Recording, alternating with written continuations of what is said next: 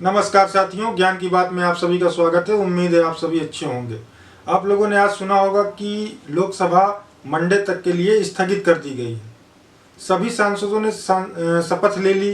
उसके बाद सारी कार्यवाही हो गई। आपने देखा होगा प्रोटेम स्पीकर बन गया, उसके बाद स्पीकर चुन लिया गया, सभी सांसदों ने शपथ ले ली। ये सब होने के बाद राष्ट्रपति का अभिभाषण होता है और राष्ट्रपति ने अपने अभिभाषण में ये बोला कि नीट को लेकर और इमरजेंसी को लेकर उन्होंने मुद्दा उठाया। राष्ट्रपति के अभिभाषण के बाद विपक्ष ने हंगामा करना शुरू कर दिया। हंगामा करते करते ही किरण रिजिजू ने 2 प्रस्ताव दे दिए कमेटी बनाने के लिए और वो 2 प्रस्ताव पास भी हो गए।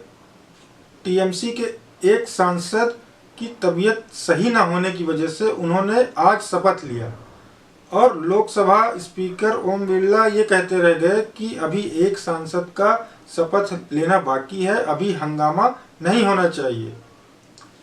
अगर राष्ट्रपति अपने अभिभाषण में किसी मुद्दे को उठा देता है तो विपक्ष उसमें चर्चा कर सकता है और सत्ता पक्ष को उसमें जवाब भी देना पड़ेगा। उसमें लोकसभा का स्पीकर भी कुछ नहीं कर सकता है, उसे उस चर्चा को करवाना ही पड़ेगा।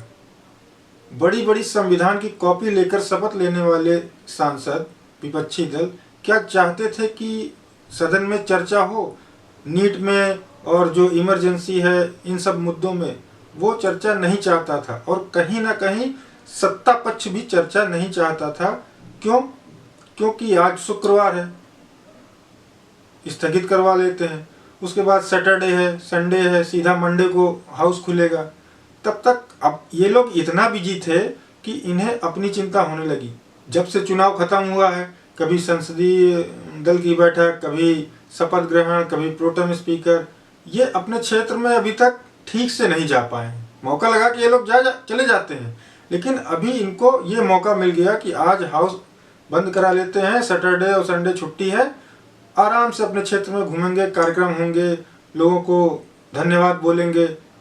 ये इसलिए ये चर्चा नहीं चाहते थे।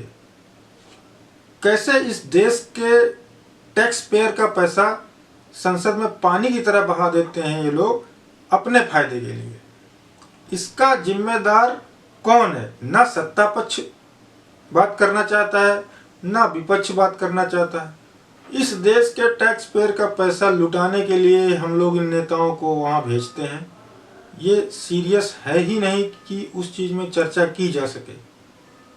करोड़ों रुपए एक दिन में बर्बाद हो जाता है सदन को चलाने में, और ये लोग कितनी आसानी से सदन स्थगित करा देते हैं। अब मानिए, सोचिए, 2 प्रस्ताव पास होते हैं, उनमें कोई प्रॉब्लम नहीं, और जैसे ही चर्चा करने का टाइम आता है हंगामा शुरू हो जाता है, बंद हो जाती है, मंडे तक के लिए हाउस स्थगित हो जाती है। सोचिए, आपने वो भी देखा होगा, बड़े से बड़ा बजट पेश होता है, हंगामा चलता रहता है और बजट पेश हो जाता है।